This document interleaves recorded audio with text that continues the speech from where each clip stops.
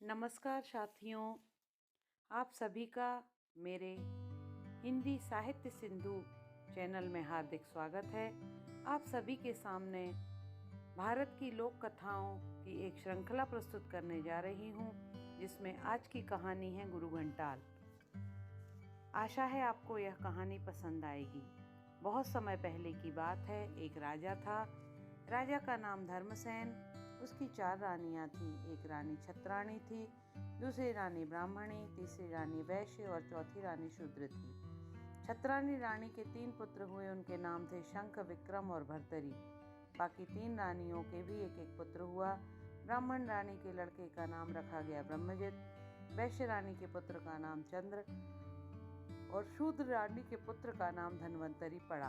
बड़े होने पर 6 राजकुमारों को गुरु के आश्रम में शिक्षा लेने के लिए भेज दिया गया।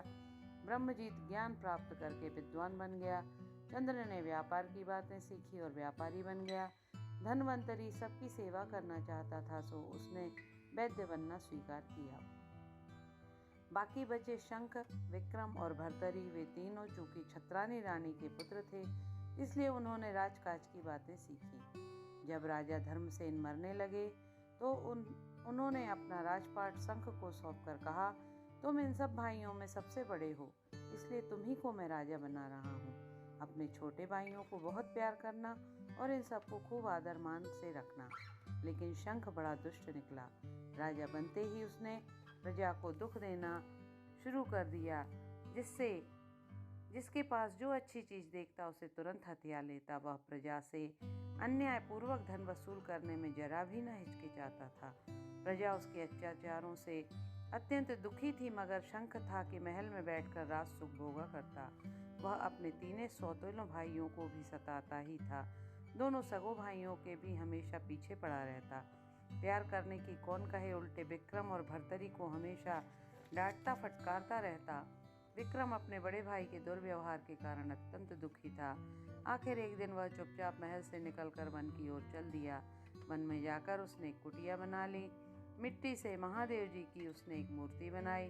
दिन रात उसी मूर्ति की पूजा किया करता और जंगली फल फूल खाकर मजे से कुटिया में पड़ा रहता। शंख के जुर्म जुल्म से प्रजा भी बहुत ऊब चुकी थी। जब ज्यादा न सहा जाता तो लोग वन में जाकर विक्रम के सामने अपना रोना रो देते। राजकुमार, तुम्हारे पिता कितने धर्मात्मा थे, हम सबके सुख दुख का कितना ख्याल रखा करते थे, लेकिन यह शंख है कि हम सबका इसने जीना भी दूभर कर दिया है। विक्रम यह सब सुनकर बड़ा दुखी हुआ। लोग उससे प्रार्थना करते, राजकुमार, हम सबकी बड़ी इच्छा है कि शंख को मारकर आप स्वयं ही हमारे राजा बने। लेकिन विक्रम उन्हें ढाढ़स बंधाता, घबराइए नहीं, आप लोग कुछ दिन और इंतजार कीजिए, हो सकता है बाद में भैया का मन बदल जाए और वह भी आप लोगों की सुख सुविधाओं का उतना ही ध्यान रखने लगे। लेकिन शंख तो घोर दुष्ट था। उसने जब सुना कि प्रजा विक्रम से मिलने के लिए वन में चली जाया करती है तो वह डर गया। उसने सोचा, विक्रम को मैंने यहाँ से भगा तो जरूर दिया, पर इतने से ही मेरा संकट दूर नहीं हुआ।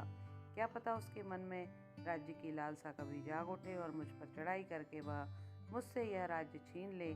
इस संकट से बचने का तो अब केवल एक ही उपाय है, किसी तरह विक्रम को मैं जान से मरवा डालूं। फिर न विक्रम रहेगा, न उसका कोई डर ही मुझे सताएगा।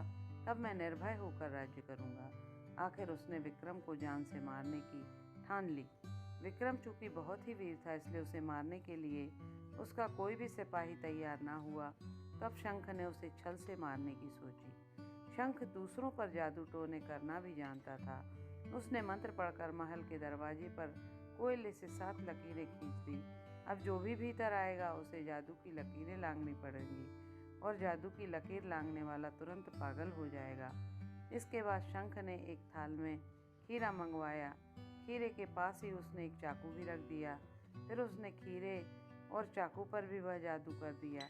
अब जो कोई भी चाकू उठाकर खीरा काटेगा तो खीरा कटने के साथ ही जादू के बल से उसका सिर भी कट जाएगा।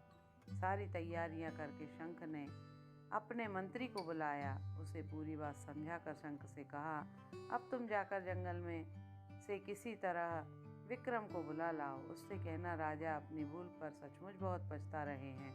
अब वह मन से भी यही चाहते हैं कि आगे से तुम महल में ही रहा करो। शंख ने सोचा, विक्रम भोला भाला तो है ही, मेरी बुलवाने पर तुरंत चला आएगा। भीतर घुसते समय वह जादू की लकीरें तो लांघेगा ही, बस उसी समय वह पागल हो जाएगा। फिर अंदर आ जाने पर मैं बड़े प्यार से उसे खीरा खाने के लिए कहूँगा। विक्रम क्योंकि पागल हो चुका होगा, इसलिए मेरी चाल को समझ नहीं पाएगा। मेरे कहते ही वह खीरा काटेगा और ज्यों ही खीरा कटेगा त्यों ही विक्रम का सिर धड़ से अलग हो जाएगा। बस विक्रम के मर जाने पर मैं निडर होकर राज सुख भोगूंगा। लेकिन शंख का मंत्री बड़ा ही सयाना और सज्जन पुरुष था। प्रजा पर राजा के अत्याचार और छल कपट से वह पहले ही बड़ा दुखी था।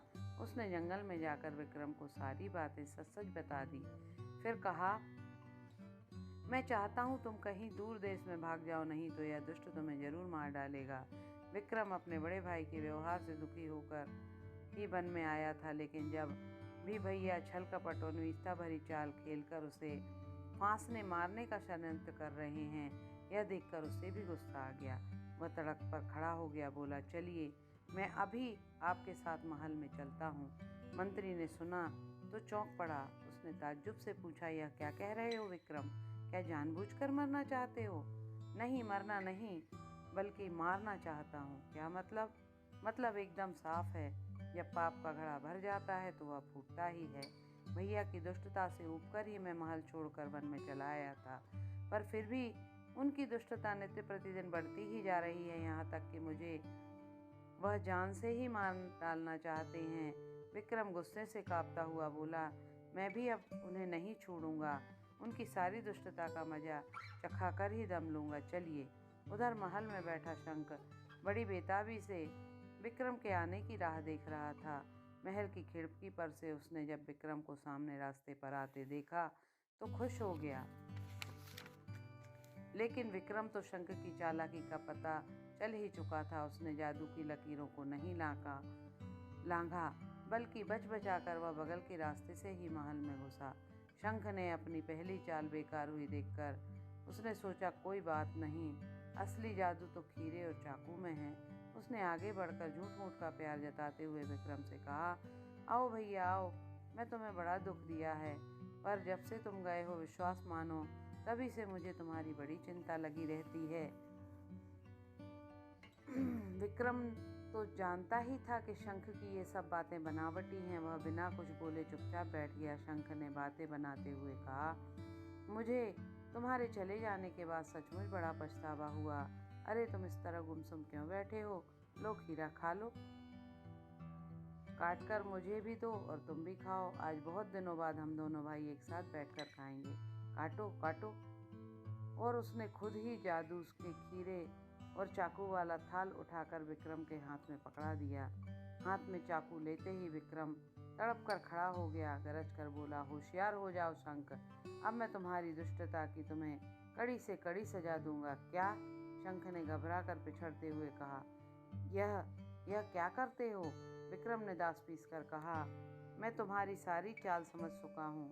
तुमने हम सबको इतना कष्ट दिया है, अब तुम्हारी ये बातें बर्दाश्त के बाहर हो चुकी हैं।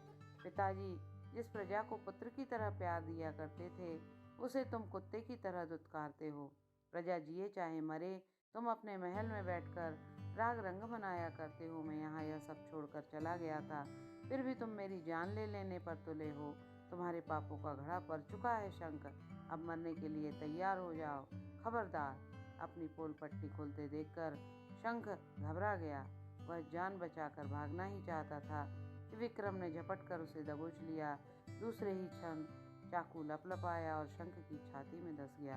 अन्यायी और कपटी राजा शंख वहीं चटपटाकर मर गया। प्रजा ने जब शंख को मरने का समाचार सुना तो सबको बड़ी खुशी हुई।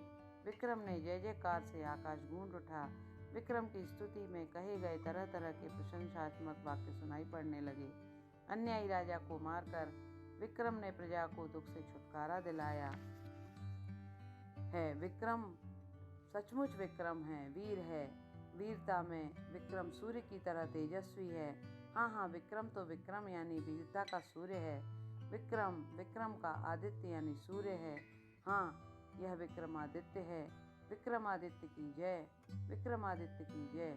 और तब प्रजा के अनुरोध पर विक्रमादित्य ने राजा का पद स्वीकार करके राजकार्य संभाला। उसने अपने छोटे भाई को सेनापति बनाया। सौतेली भाइयों को भी बहुत प्यार करता था। ब्रह्मजित को उसने मंत्री का पद दिया। चंद्र को नगर सेठ और धन्वंतरी को राजवैद्य की पदवी देकर सम्मानित किया। राजा विक्रमादित्य के राज्य में प्रजा बहुत सुखी हुई, क्योंकि विक्रमादित्य प्रजा को पुत्र की तरह मानता था और उसके सुख दुख का हमेशा ख्याल रखता था।